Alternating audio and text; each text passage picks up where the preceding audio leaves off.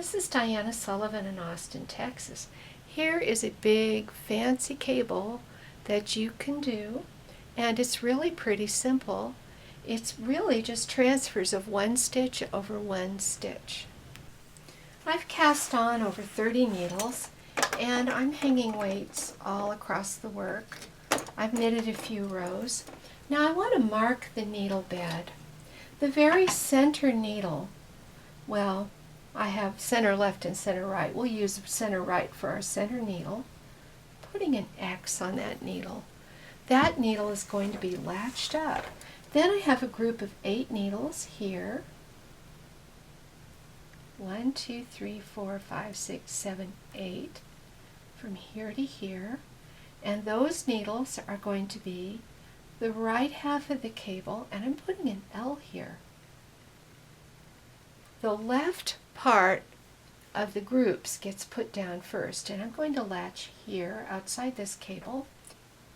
Then I have a group of 8 needles on the left here, 1, 2, 3, 4, 5, 6, 7, 8, and those are going to be the other part of the cable.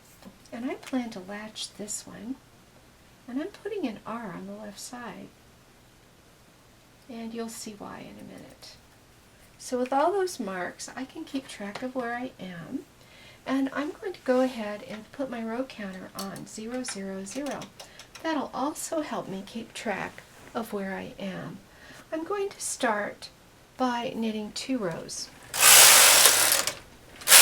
And then I'm going to do the first group of transfers, which for such a big cable is kind of interesting because it only uses 2 single tappets.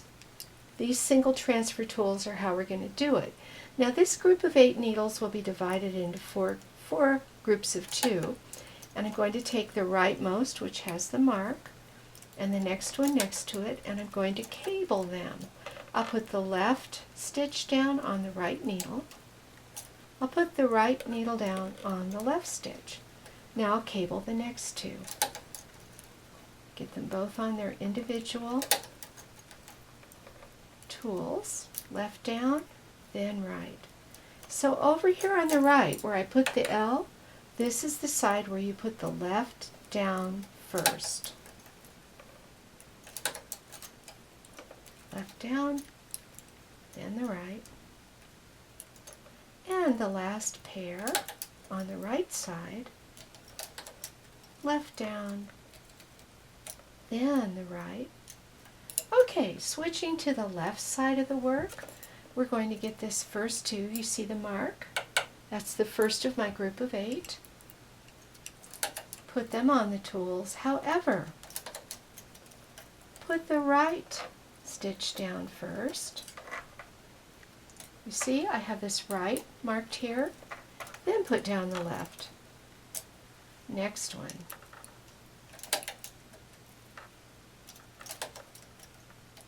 The right stitch goes down first, then the left.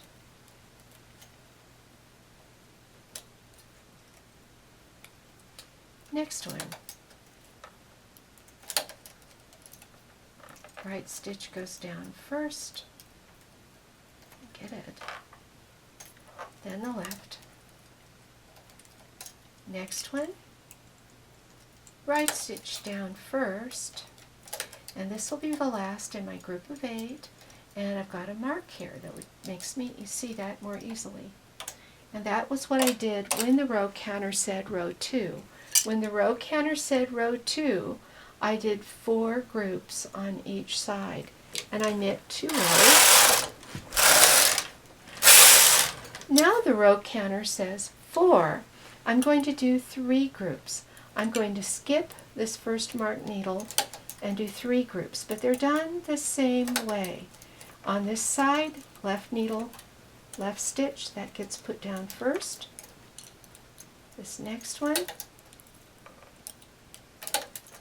left stitch first.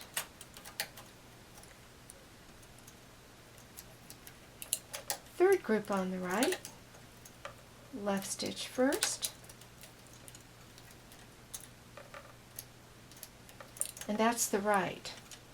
On the left-hand side, I skip the first one, and I'm going to do the twist like I did before, where I put the right stitch down first, so right first.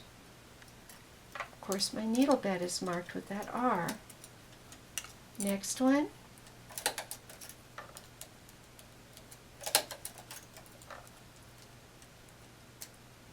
right first,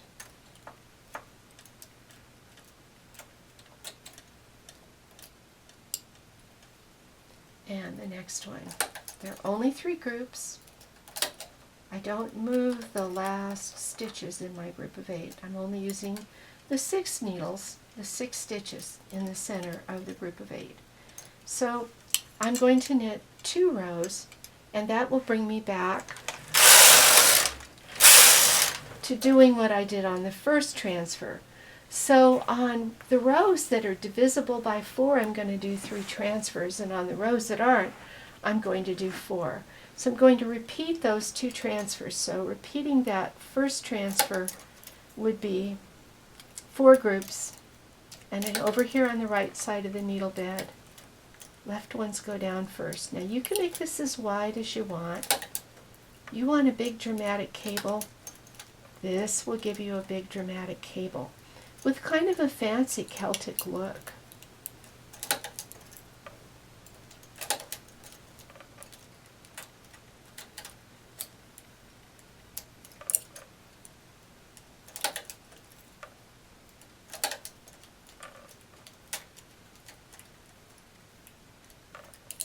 So I'm going to repeat that. It'll be a group of 4 this time.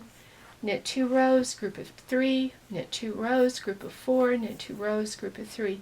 I'll go a little ways, then I'll come back and show you some next steps. You probably recall that I said that where the X's are marked on the needle bed, that those needles have a stitch on them that needs to be latched up. So every so often I'm going to go ahead and do that. And I've got my latch tool inserted way down where I want it to begin, and I'm just giving it a little help with another tool to unravel it all the way down, and then I can just latch that up. With a little practice you get quick at this. Now of course you could do this on the river, but this is a fun stitch to do on machines that don't have any patterning because it's big and dramatic. Now here's the center one that I want to latch up.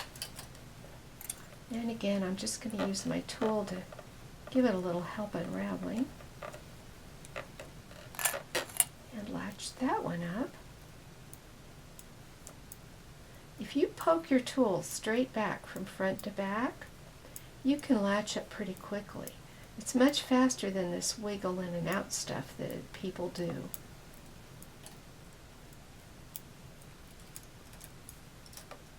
And then over here, this last one, it's easy for me to get the right needle because I marked the needle bed. I'm going to poke my tool in down there where I want to latch to.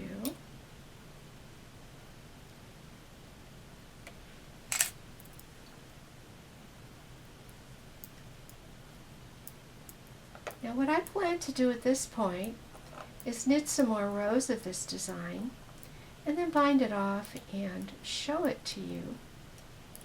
You can add it to your repertoire of cables. Now you might be thinking, what if I lose my place? Well, every time that the carriage is on the right, you've knitted 2 rows, so it's time to cable again if you haven't already. Also, when you look at this, I can see these crosses. I can see that last time I cabled in groups of 3. So I know that this time I must cable in groups of 4. Now I'm just binding off my samples so I can show you how this cable turned out. Here's that finished cable. I think you can see what a beautiful dramatic cable this would be up the center of a garment. This is also very attractive if you want to just use one panel of the cable. I think you can visualize that. Or another way to use it would be to use 2 panels of the cable with the 2 different directions of sled, but have some other cable detail in between them.